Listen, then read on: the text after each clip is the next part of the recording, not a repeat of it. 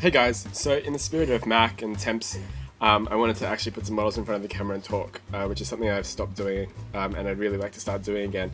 I want to show you what I'm working on, commission painting wise, and also just what's going on with these models. I wanted to make a comment on my converting ability, and I'm getting a lot of comments that are saying, wow, you're a great sculptor. And I just wanted to remind people that I'm a heavy user of press molding.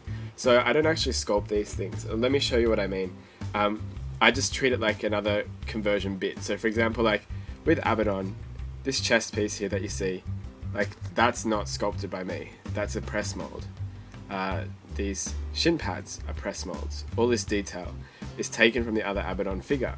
What I do is convert it, in this case make it bigger. I add extra height into the shins, and you've seen that in the making of videos, but I don't think everyone has seen that sort of stuff. So there's kind of this growing assumption that I'm kind of like a really good sculptor, and I just don't really want people to get the wrong impression. I'm working on my sculpting, sure, but there's no way that I could sculpt this kind of stuff. So there are some earlier videos I've made about how to do press molds using Oyamaru or Instamold. Go have a look at those around the Dante time, I think. Let me show you some more examples of how you can use press molds creatively. So here is our Khorne on Juggernaut, and like this kind of detail here around the leg, this is all press molds from the Chaos Knights kit. So the shield, the skull, the chainmail, and I'll go and fill that in with extra detail and stuff, but it starts as a press mold. These chains that he's holding the rider with, like that's a press mold of the chain bit. But the reason that I press mold it is not because I want to get a duplicate copy for free. It's because once you turn it into green stuff, you can bend it and do much more things. You know, place it differently, make it fit to the body that you can't do with plastic. So that's the reason why. If we look over here on this side, you'll see again like this detail here. It's press molded on the skirt there, and I just see that as a way of using like bits in a more creative way. Let me talk about this guy for a second. So there's a couple of details that you might have missed. What I like to do with my conversions is do really dynamic poses. I like to add a lot of detail in, and I'm well aware that like simple is often better, but the way I see it is that I'm not going to paint this up, the client is, and if they do a good job painting, what they'll do is they'll tone down the detail. So for example, right now, because it's all one color, if you imagine, it's hard to distinguish what's what from what, but once it's got color and stuff, it separates things out, and the details begin to either take precedent depending on their color or sink into the background depending on how it's treated. So it's really up to the client to bring it to life and bring certain details into focus while putting other details into the background. So that's my philosophy on abundance of detail.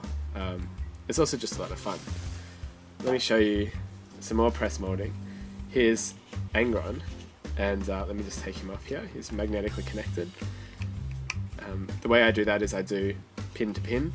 So I use magnetic pins pretty much. These are long magnets that you can put into the hole. There's magnets in each of these holes, and so you get the added benefit of having magnet to magnet contact, but also having the stability of a pin.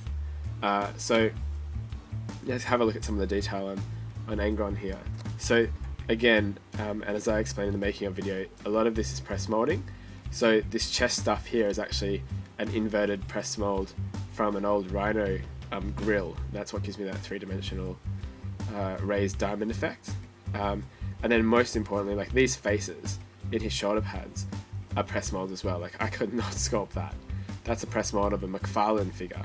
It's basically just creative use of other things. So this is the head of a monster, and I saw that would work really well as a shoulder pad, and then I press molded it and carved it.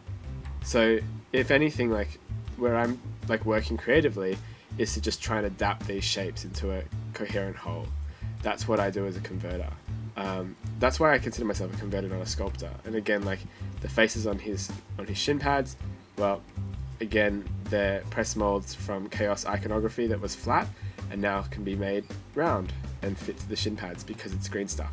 And all the detail you see here is again green stuffed press mold stuff from Chaos Beasts, Chaos Warhounds, or whatever they're called, with like sculpting blended in. So that's where I've sculpted, but most of this matted fur is from a press mold. that's been layered on top of each other. So this section here is one, this section here is another, this section here is another. There's like 8 different casts here, and that's how I get a quick and easy fur effect. Although it's not really quick and easy, but in the scheme of things, it is. So that's what I wanted to show you in terms of press molds. So now you guys have a clear idea, if you didn't already, of how I work. Just didn't want people thinking that I'd sculpted this all myself when I haven't. What I do is like think of how to creatively use it in a conversion, which is something that anyone can do. And I encourage you to explore Instant Mold and Oya Maru for all your press molding needs.